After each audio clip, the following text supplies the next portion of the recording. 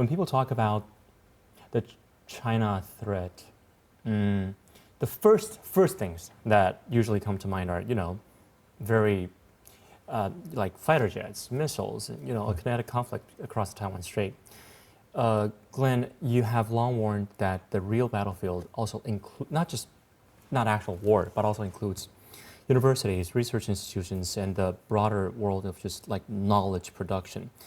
Yeah. Can you walk me through how the Chinese Communist Party uses academic exchanges to gradually expand its influence?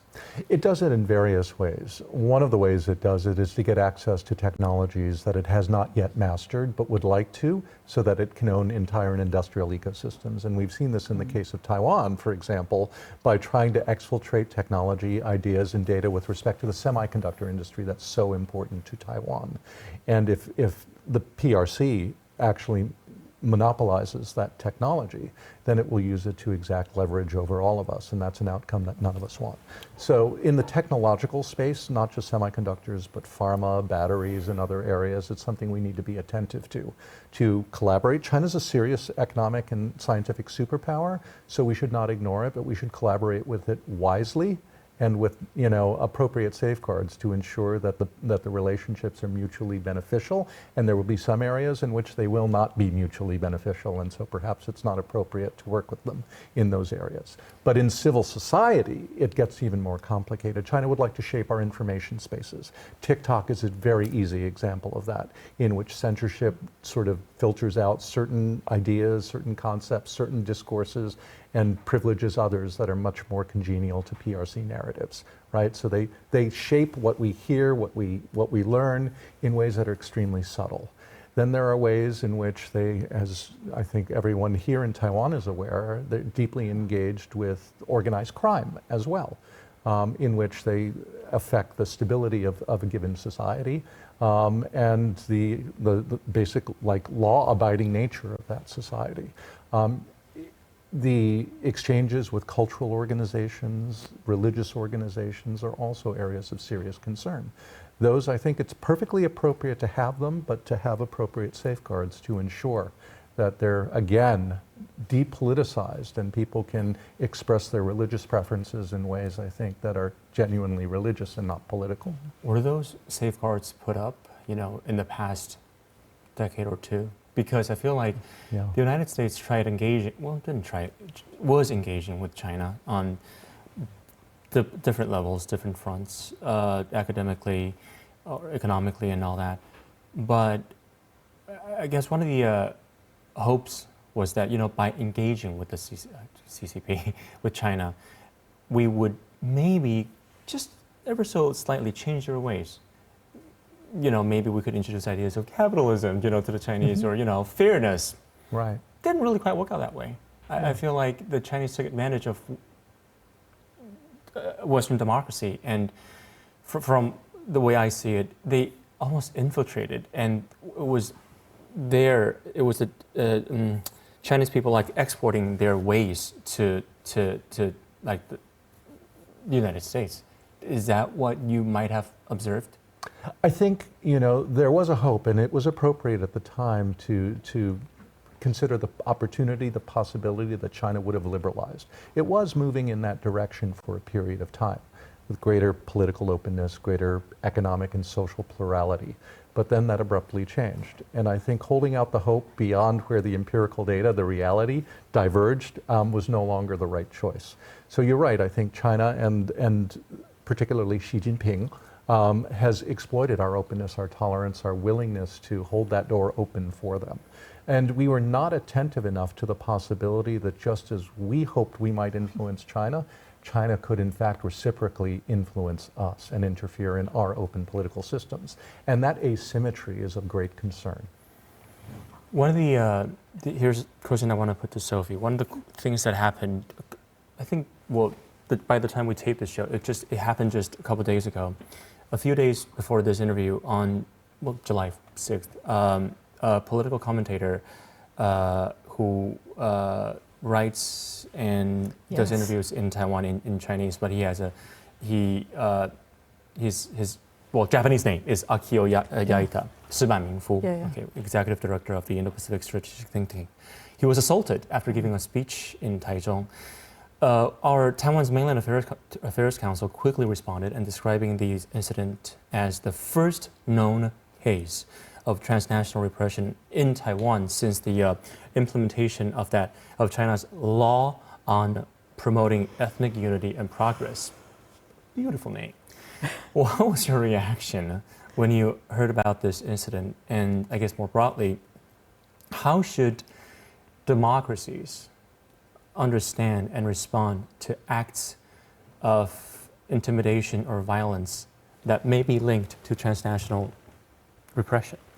I think the news was quite shocking, and it comes on a week of, a few other shocking developments, not least last week, the death at much too early an age of Hong Kong publisher Lam Wing-ki, the self-immolation of a Tibetan activist outside the UN in New York.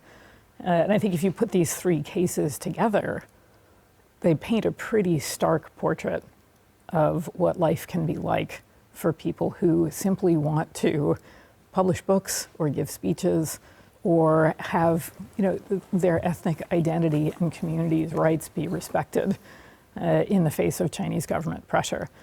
I think each of these incidents needs to be investigated for both the threats to human rights, but also the crimes that they are, and prosecuted accordingly. I think when they aren't treated as serious violations and don't have that kind of an institutionalized response, I think that's tended to encourage more of this kind of behavior. And my organization does a lot of work on issues like transnational repression, collective punishment of human rights defenders, family members, sometimes overseas, sometimes inside the country.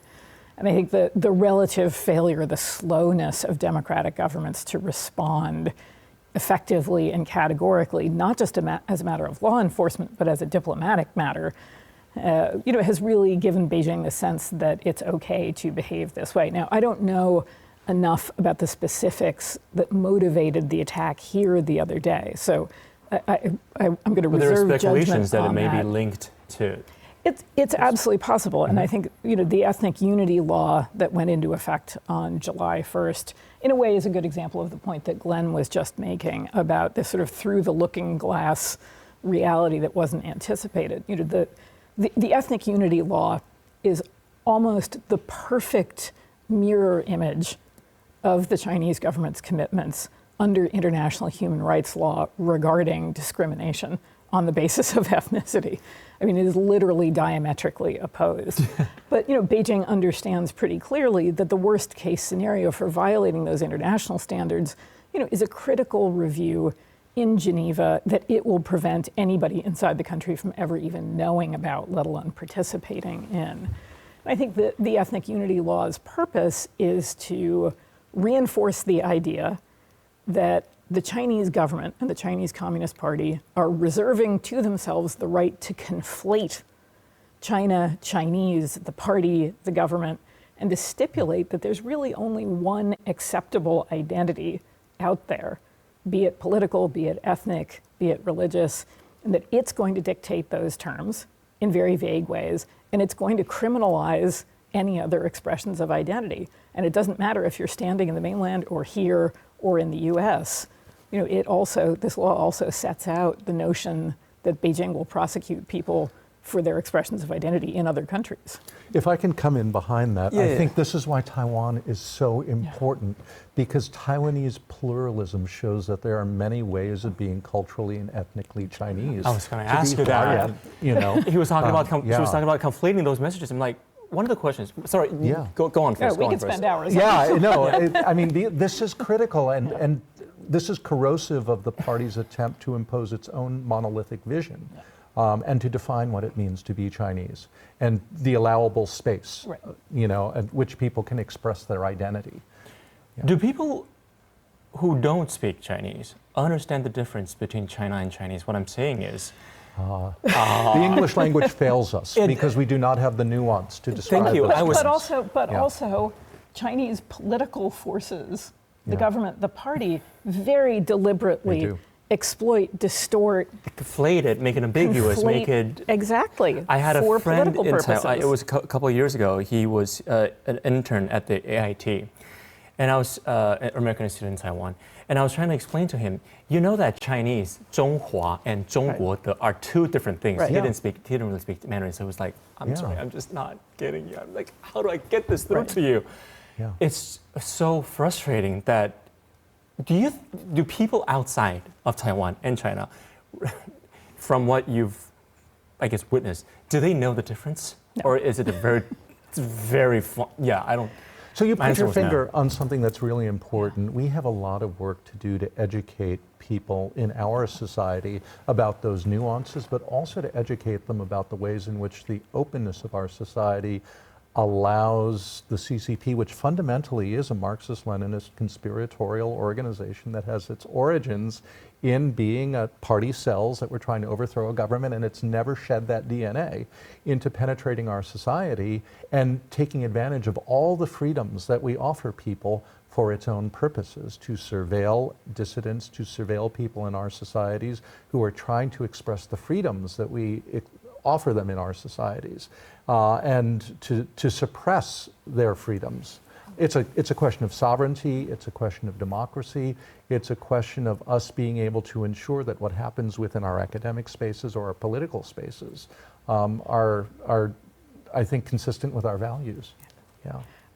I can't resist. I hope you'll forgive me. We spend a lot of time talking about these things. Yeah. But, there's, I think the inverse of that is, the policy realities, at government levels, at academic institutions that flow from the use of terms like China or Chinese people, right? I mean, the number of conversations that we have been in over the years with policymakers or university administrators who have not even begun to really fathom the idea that not everybody who is a citizen of the People's Republic of China considers themselves to be Chinese, that there are multiple different meanings of that term, to people from Taiwan, from Hong Kong, to people of Chinese descent who are citizens of other countries. And from that flows a lack of awareness about identity, about membership, about everything from surveillance to ways that people might be skeptical of one another's identities. The number of times I've had conversations with university administrators who cannot get their heads around the idea that for as many people of Chinese descent might be on a given campus, there are that many different perceptions and ideas There's about multitudes, yeah. Exactly. I mean, the homogenizing forces or sort of impulses in Beijing, in Washington, in many capitals are really problematic. They're really problematic. And the levels of basic education about people's different perceptions of their own identities is extraordinary.